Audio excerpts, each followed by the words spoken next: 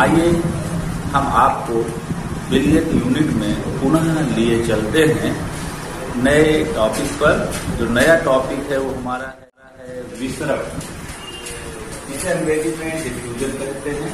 यह एक ऐसा टॉपिक है जो बायो के लिए भी बहुत इम्पॉर्टेंट है और बायो के जो स्टूडेंट्स हैं वो भी बहुत और ध्यान से देखेंगे, क्योंकि उनके बायो में भी ये टॉपिक रखा गया है।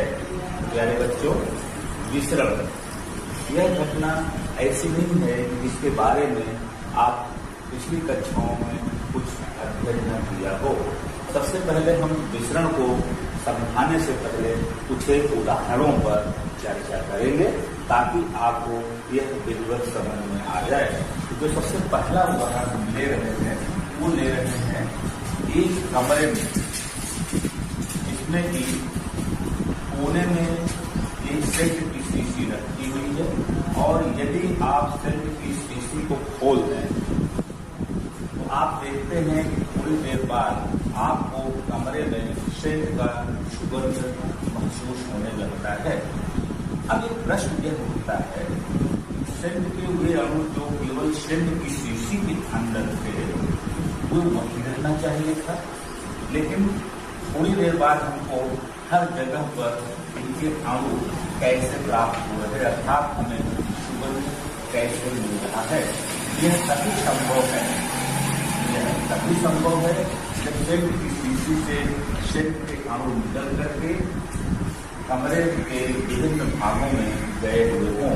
ये कुछ एक देर बाद कुछ और समय के उपरांत यदि हम एक एक बिंदु पर ध्यान दें तो हम पाते हैं कि अगर इस कोने में मान लो यहाँ पर सेंट के अणुओं की संख्या 3 है, थोड़ी देर बाद हम देखते हैं कि इस जगह पर मध्य भाग में यहाँ भी अणुओं की संख्या हमको 3 ही मिलती है। और इसी प्रकार से अगर हम सेंट की शीशी के समीप में देखें तो यहाँ भी हमको अणुओं की संख्या वही 3 प्राप्त होती है। इसके अलावा यदि हम सेंट की शीशी के अंदर देखें तब भी हमको वही सेंट के कुछ 3 ही अणु प्राप्त होते हैं। इससे स्पष्ट है कि सेंट के अणु जो कि सेंट की शीशी के अंदर थोड़ी देर पहले बहुत अधिक मात्रा में थे, अर्थात उनकी सांद्रता बहुत अधिक थी, लेकिन सेंट की शीशी खुलते ही थोड़ी देर बाद इसका पूरे कमरे में समान रूप से विसरण प्रारंभ हो गया। एक बात यह भी देखने में आती है कि जैसे ही कमरे के प्रत्येक भाग में सेंट के अणुओं की सांद्रता बराबर हो जाती है तो सेंट के अणुओं का जो और प्रवाह है, जो और गमन है, वह रुक जाता है। इस प्रकार से सेंट की शीशी समेत पूरे कमरे में सेंट के अणुओं की सांद्रता हमें बराबर प्राप्त होती है। यह किस कारण हुआ? यह विसरण घटना के कारण हुआ। अब आइए दूसरा प्रमुख उदाहरण देखते हैं। मान लीजिए आपके कमरे में एक भगवान की कैलेंडर लगी हुई है और उस कैलेंडर के सामने या कोई फोटो रखी हुई है, पूजा पाठ आप करते हैं और उस कैलेंडर के सामने एक आप जाकर के अगरबत्ती या धूप बत्ती आप सुलगा दीजिए। तो प्यारे बच्चों, धूप बत्ती या अगरबत्ती की जो सुगंध होती है वो सुगंध को उमड़ी रखना चाहिए तो, लेकिन थोड़ी देर बाद आप देखते हैं कि पूरे कमरे में सुगंध फैल जाती है और हमें उसका बड़ा आनंद भी प्राप्त होता है। तो प्रश्न ये उठता है कि जब हमने धूप बत्ती अथवा अगरबत्ती एक कमरे के एक कोने में अर्थात कैलेंडर के पास सुलगाया था तो उसके अणु हमको पूरे कमरे में किस तरह और क्यों प्राप्त हो रहे हैं? तो इसका एक प्रमुख कारण यही है विसरण। अगर हम तीसरे प्रमुख उदाहरण पर ध्यान दें तो हम आपको लिए चलते हैं केमिस्ट्री लैब में। अब केमिस्ट्री लैब में जब आप प्रैक्टिकल कर रहे होते हैं, मानो तमाम छात्र हैं और किसी एक छात्र ने किसी एक टेबल पर अमोनिया गैस का निर्माण किया, तो अमोनिया गैस में जो गंध होती है बड़ी तीक्ष्ण होती है। थोड़ी देर बाद हम देखते हैं कि पूरे कमरे में अमोनिया गैस की तीक्ष्ण गंध फैल जाती है। अब प्रश्न ये उठता है कि अरे साहब, अगर अमोनिया एक टेबल पर बन रहा था और वहीं पर इसकी तीक्ष्ण गंध रखनी चाहिए थी, लेकिन अब पूरे कमरे में इसकी तीक्ष्ण गंध कैसे महसूस हो रही है? यहाँ तक कि थोड़ी देर बाद पूरे लैब में रुके रहना मुश्किल हो जाता है और छात्र छात्राएं लैब से बाहर आ जाते हैं। इस घटना का भी प्रमुख कारण क्या है? विसरण है। अगर हम चौथा उदाहरण देखें इसी लैब में ही, तो हम मिक्सचर एनालिसिस में मूलकों की परीक्षण में देखें तो वहाँ हम क्षारीय मूलकों के परीक्षण में H2S गैस प्रयोग करते हैं। H2S गैस एक जगह रखी हुई होती है कीटनुमा पात्र में, और जब हम उस H2S गैस का प्रयोग करते हैं, खोलते हैं और टेस्ट ट्यूब में उसको लेते हैं, तो थोड़ी देर बाद हम देखते हैं कि पूरे कमरे में H2S गैस की दुर्गंध, जो बैड स्मेल होती है, फैल जाती है और यहाँ तक कि बाहर वातावरण में भी इसकी दुर्गंध हमें महसूस होने लगती है। तो प्रश्न ये उठता है कि जब एक ही स्थान पर H2S गैस है तो उसको वहीं पर उसकी दुर्गंध रखनी चाहिए थी। पूरे कमरे में ये कैसे फैल जा रहा है और बाहर तक इसकी दुर्गंध कैसे जा रही है? अब आइए जब हम चौथे उदाहरण के बाद 5वें उदाहरण पर भी चलते हैं। अगर कभी आप मछली मंडी अर्थात चौक जाते समय या दुबग्गा जाते समय आप मछली मंडी के सामने से होकर कैंपों से गुजरे होंगे, तो आप देखते हैं कि जैसे ही आप मछली मंडी के ठीक सामने से होकर आपकी कैंपो गुजरती है, पास से होकर गुजरती है, तो आपको एक बैड स्मेल अर्थात खराब जो है सुगंध महसूस होने लगती है, जो मछली मरी हुई मछलियों की या सड़ी हुई मछलियों की होती है, और आपको समय वहाँ से निकलना बड़ा मुश्किल सा लगने लगता है और आप अपने नाक पर रुमाल रख देते हैं अथवा सांस रोकते हैं, और जैसे ही कुछ दूर आप चले जाते हैं तो आपको फिर अच्छा महसूस होने लगता है। उसका कारण ये विसरण है। अब आइए हम आपको छठा उदाहरण भी कुछ इसी तरह बताने वाले हैं। अगर आपके गाँव में या आपके कमरे में या आपके घर के अंदर कोई जानवर या जैसे कमरे के अंदर कोई चूहा या छिपकली या मर गई है और आप उसको ढूंढ नहीं पाते, तो आपको वहाँ बैड स्मेल के कारण रहना असहनीय हो जाता है। अब प्रश्न ये उठता है कि वो कहीं किसी दराज में या कहीं किसी जगह मरी हुई पड़ी है तो उसकी दुर्गंध भी होती रहनी चाहिए थी, लेकिन पूरे कमरे में उसकी बैड स्मेल कैसे है? तो इस प्रकार हम देखते हैं कि इस घटना का भी कारण विसरण है। अगर हम 7वां उदाहरण भी देखें तो लाल दवा जिसका सूत्र होता है KN-4, इसमें कीटाणुनाशक गुण होता है और प्राय इसे पेयजल के शोधन में प्रयोग किया जाता है। जब कुओं में पानी पिया जाता था तब जैसा कि आपको पता है कि कुएं प्राय खुले हुए रहते थे, पानी बहुत गहराई में हुआ करता था और वहाँ पर खरपतवार पत्तियाँ इत्यादि पड़ जाती थी, सड़ जाती थी, जिससे तमाम प्रकार के बैक्टीरिया अथवा कीटाणु उसमें डेवलप हो जाते थे। तो इनको मारने के लिए चिकित्सा केंद्रों के माध्यम से लाल दवा दिया जाता था, जो एक पुड़िया में मिलती थी और लोग उसको लेके आते थे। फिर उसको करते क्या थे, उस लाल दवा को एक बाल्टी में पानी लेकर के उसमें एक चुटकी लाल दवा को घोल दिया जाता था और घोलने के बाद उस पानी को कुएं में गिरा दिया जाता था। तो कुछ एक घंटों के बाद ये देखने में आता था कुएं में लाल दवा की जो दुर्गंध है वो फैल जाती थी और जब अगर हम पानी को पीते तो हमें वह दुर्गंध महसूस होती है। अब प्रश्न ये उठता है कि लाल दवा से घुलित जो बाल्टी में द्रव था या पानी था उसको एक जगह कहीं गिराया गया, तो वह पानी नहीं रहना चाहिए था, लेकिन पूरे पानी में लाल दवा की दुर्गंध कैसे आई? तो उसका कारण ये है कि वह जो लाल दवा थी वो वहीं नहीं रह पाई, बल्कि वह धीरे धीरे कुएं के पूरे जल में वह फैलती चली गई, विपरीत होती चली गई। इसका भी एक कारण है विसरण।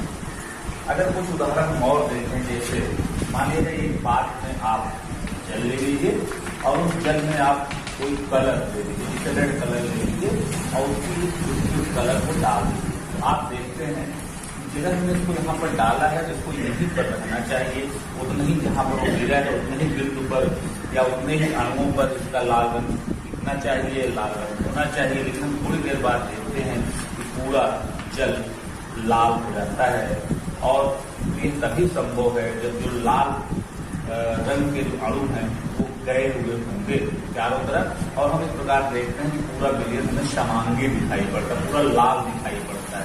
तो इस प्रकार से इसका भी उदाहरण जो ये हमने दिया है यह भी विसरणता ही है। अब आइए देखते हैं इन सब चीजों से आपने क्या समझा।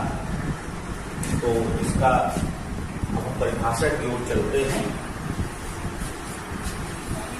इन उदाहरणों से यह साफ साफ स्पष्ट होता है कि पदार्थ के अणु चाहे ठोस अवस्था में हो, चाहे द्रव अवस्था में हो अथवा गैसीय अवस्था में हो, यहाँ पर हमने तीनों के उदाहरण लिए हुए थे। किसी भी अवस्था में हो वे हमेशा स्वतः उधर ही बढ़ते हैं जिधर इनकी सांद्रता अर्थात इनकी मात्रा कम होती है। तो पदार्थ के अणुओं में स्वतः ऐसा गुण पाया जाता है, स्वतः ऐसा प्रवाह पाया जाता है कि जहां पर इनकी मात्रा अधिक होती है ये सदैव उसी ओर बढ़ते हैं जहां पर इनकी मात्रा कम होती है। जैसे पहले उदाहरण में हमने लिया था सेंट की शीशी का, तो सेंट की शीशी में क्या था, सेंट की अणुओं की संख्या बहुत ज्यादा है, मान लो लाखों अणु उसके अंदर लग रहे हों उस सेंट की शीशी में। लेकिन जब कमरे के हम एक कोने में लेते हैं, इस कोने में यहाँ वास्तव में सेंट का एक ही अणु जो है उपस्थित पहले से नहीं था, न इस जगह पर था। लेकिन जब हम सेंट की शीशी को खोल देते हैं तो सेंट के अणु हैं, इसमें यहाँ पर इनकी सांद्रता अधिक है अर्थात मात्रा अधिक है, लेकिन इस पर इनकी सांद्रता बहुत कम क्या मतलब ही नहीं है।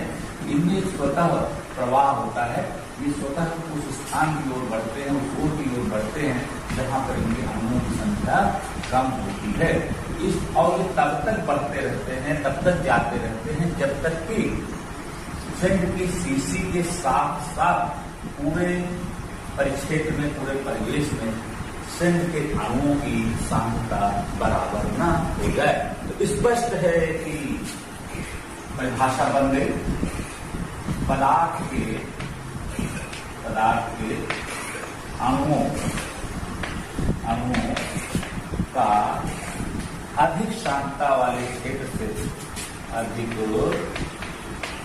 सांद्रता वाले क्षेत्र से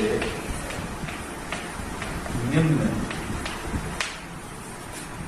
यहाँ अधिक का तात्पर्य उच्च, अधिक सांद्रता वाले क्षेत्र से निम्न माने कम, निम्न सांद्रता वाले क्षेत्र की ओर स्वतः प्रवाह